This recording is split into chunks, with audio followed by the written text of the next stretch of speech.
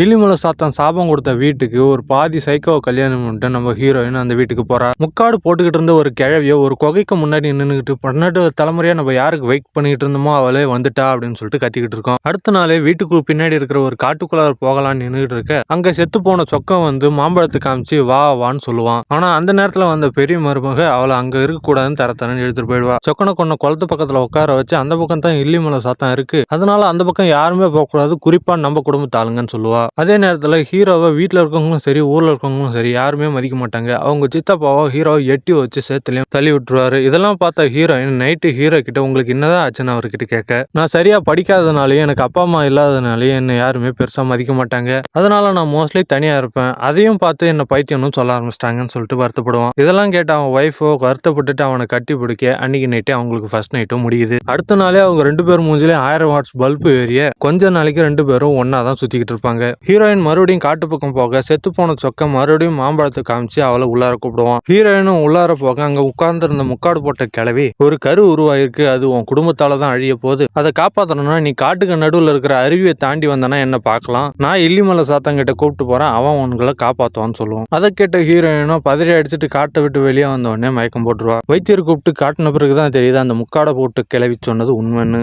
நம்ம ஹீரோயின் கர்ப்பமா இருப்பா.